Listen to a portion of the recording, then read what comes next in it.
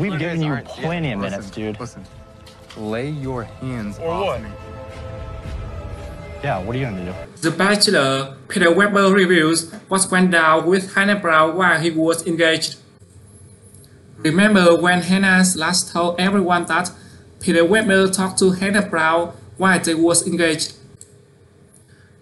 After Slash put him on the blast during after the finals on The Bachelor, Weber just explained what exactly happened between him and Brown. Weber recently appeared on Nick Val's podcast, The Val Files. On the podcast, Weber disclosed to Val why he spoke to Brown while engaged to Slash. It turns out, Brown reached out to Weber first. On the podcast, Weber explained that he told to Slash that Brown reached out to him because he was watching the episodes with Slash.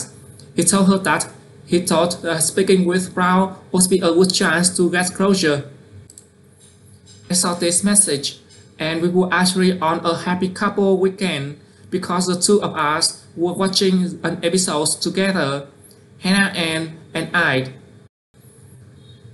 And I told her about it, and I said, you know, that Hannah Brown has reached out, that I think it could kind of be good for both of us to get some closure on the situation, Weber said.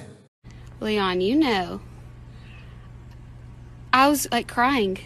This is not just from set, this is crying. As fans of The Bachelor know, when Weber and Brown spoke on the show, their conversation was very emotional. Because to be completely honest, the way that whole conversation ended wasn't very definite. I was so confused in that moment. Those were real feelings being brought up. That was a super tough date for me. So Hannah Brown, she reached out. She wanted to see how I was doing. It was tough for both of us, he said. Although she was hesitant, Slash gave Weber the go-ahead to talk to Brown. I had asked Hannah Ann if it would be okay if I could communicate with Hannah Brown, if she would mind.